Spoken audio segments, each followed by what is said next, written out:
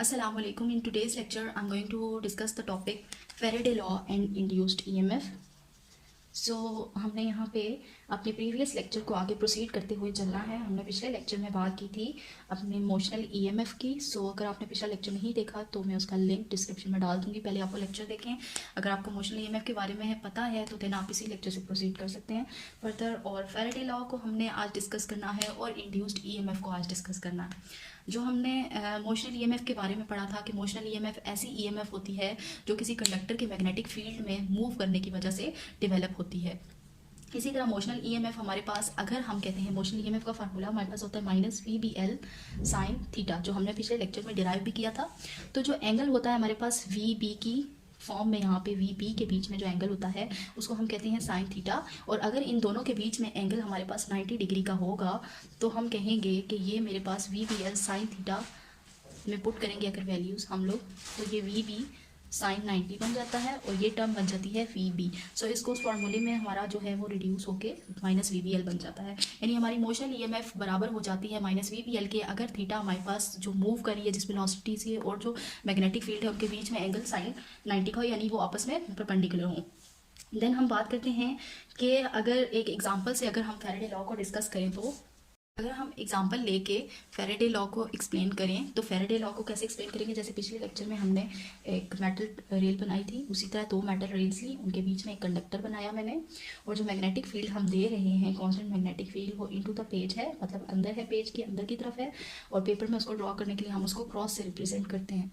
Likewise हम 2 positions consider कर लेते हैं जहाँ हमने इसको मूव कराना है, लेकिन यहाँ से पोजीशन 1 थी और वहाँ से हम उसको पोजीशन 2 की तरफ लेके गए। तो ये डॉटेड लाइन से शो करेंगे कि पहले इसकी प्लेसमेंट इस जगह पे थी, तो इसको मैं नाम देती हूँ पोजीशन 1 का और इसको नाम देती हूँ पोजीशन 2 का। यानी 2 पोजीशंस हैं जो हमने यहाँ पे एज्यूम की हैं, जहाँ पे एक पोजीशन है कि जहाँ पे हम लोगों ने पहले प्रेस किया था, देन उसको मूव कराने के बाद उसको यहाँ से हम यहाँ ले गए हैं। यहाँ पे हमने गैल्वेनोमीटर लगाया है ताकि डिफ्लेक्शन ऑफ करंट को नोट किया जा सके, और जो फील्ड हमने दी है ये इनटू द पेज है। अब हम ये देखते हैं कि जो हमारे पास फील्ड हमने दी है उसके अंदर मैंने रॉड को प्लेस किया और रॉड को हमने 2 पोजीशंस पे हमने कंस्ट्रेंट कर दिया है कि चलें एक का नाम है पोजीशन 1 और एक का नाम है पोजीशन 2। इसका डिस्टेंस पोजीशन 1 का जो है वो हमारे पास इस रॉड तक का, जहाँ पहले उसकी पोजीशन 1 का और यहाँ से जो लूप हमने बनाई है यहाँ से इसका डिस्टेंस x1 कह देते हैं, और जो पोजीशन 2 तक का डिस्टेंस है उसको x2। इन दोनों के बीच का जो डिफरेंस है उसको मैं नाम दे दूँगी, जो इन दोनों के बीच में फासला है जो रह जाता है उसको डेल ऑफ x कह देते हैं। और अब जो हमारे पास ये 2 पोजीशंस भी हमने ले ली हैं। हमने इमोशनली में पढ़ा था कि हम कंडक्टर को मूव कराते हैं with in the magnetic field. जब हम इसको मूव करवाएंगे तो डेफिनेटली हमारे पास एक ईएमएफ जनरेट होगी, और मूव कराते वक्त जो टाइम लगेगा, जो यहाँ से यहाँ तक का जो डिस्टेंस कवर किया है वो डिस्टेंस हमने देखा कि वो हमारे पास चेंज इन डिस्टेंस होगा, यानी कि उसको हम कहेंगे डेल ऑफ x, और ये बराबर होगा x2 माइनस x1, यानी final position minus initial position होगा। और जब ये कितने टाइम पे कवर होगा डिस्टेंस, ये डेल t यानी स्मॉल चेंज इन टाइम के अंदर ये डिस्टेंस कवर होगा। हमने 9-10 की क्लासेस में पढ़ा कि हमारे पास वेलोसिटी बराबर होती है rate of change of displacement. Del of x हमारे पास डिस्प्लेसमेंट है जबकि डेल ऑफ t हमारे पास टाइम पीरियड है। इतने से ये डिस्टेंस कवर हुआ, इतने टाइम पे इसको वेलोसिटी कहा जाता है।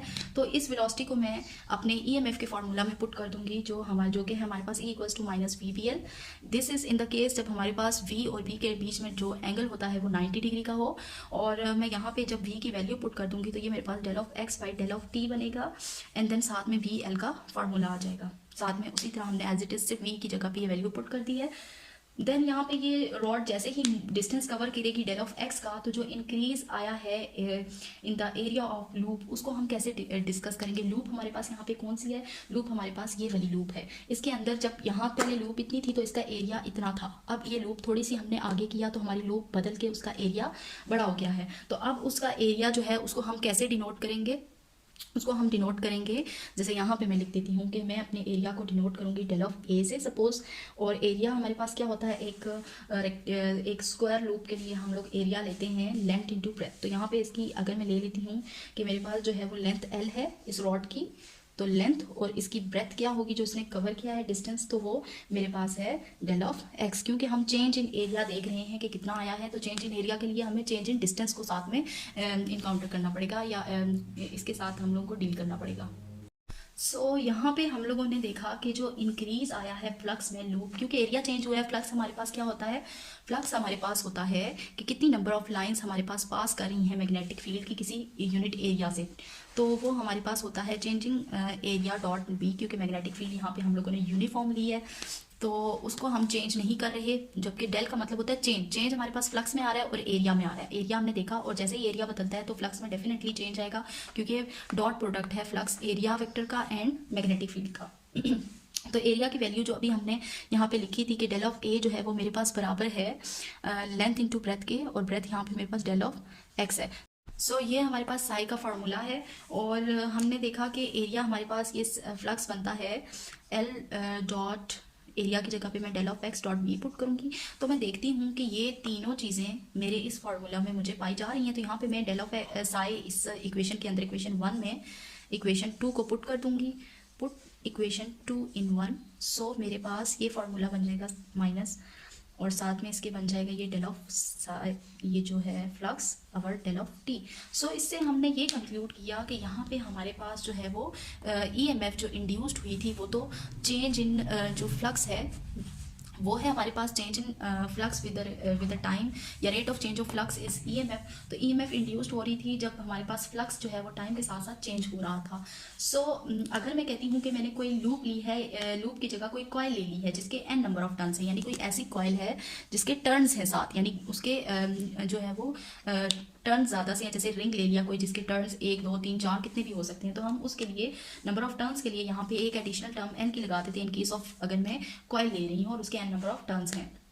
अगर सिंगल लूप के लिए लेते हैं तो हमारे पास यही फार्मूला बनता है, लेकिन अगर ऐसी कॉइल ले रहे हैं जिसके नंबर ऑफ टर्न्स हैं तो उसके लिए ये फार्मूला लगेगा। और ये अबव एक्सप्रेशन हमारे पास बेसिस है मोशनल ईएमएफ के लिए, और एक जनरल फॉर्म है, और कंक्लूजन ये देती है कि ये हमारे पास जो है फर्स्ट अराइव्ड स्टेटमेंट है फॉर फेरेडे लॉ है, और फेरेडे लॉ को ये इक्वेशन एक्सप्लेन करती है। और फेरेडे लॉ हमें क्या कहता है कि Faraday law of electromagnetic induction हमें ये कहता है कि जो एवरेज ईएमएफ इंड्यूस्ड हुई है वो किसी कंडक्टिंग कॉइल ऑफ जिसके एन नंबर ऑफ टर्न्स हैं उनके अंदर वो कैसे हुई है, अगर वो तब उसके अंदर इंड्यूस्ड होगी अगर हमारे पास जो rate of change of flux हो रहा है तब ये ईएमएफ इंड्यूस्ड होगी। या हम इसको ऐसे भी कह सकते हैं कि हमारे पास जो है वो जो इमोशनल ईएमएफ है वो बराबर होती है किसी कॉइल के जिसमें एन नंबर ऑफ टर्न्स हैं उसमें rate of change of flux के बराबर होती है। अगर हमारे पास फ्लक्स टाइम चेंज हो रहा है इक्वली तो वो इमोशनल ईएमएफ उसके बराबर हो जाती है, जैसे इसे कहते हैं हम लोग फेरेडे लॉ। और जो माइनस साइन है यहाँ पे वो ये इंडिकेट करता है कि जो इंड्यूस्ड जो हमारे पास है डायरेक्शन है इंड्यूस्ड ईएमएफ की वो हमेशा अपोज करेगी चेंज इन फ्लक्स को, यानी कि इस चेंज इन फ्लक्स को हमेशा ये अपोज करेगी या उसके मुखालिफ जो है वो सिम्त में होगी। ये था आज का लेक्चर।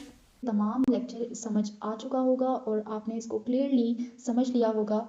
और please like share comment and subscribe my channel and also hit the bell icon, ताकि आपको मेरी आने वाली जो जितनी भी नई वीडियोस हैं उनका नोटिफिकेशन सबसे पहले मिल सके।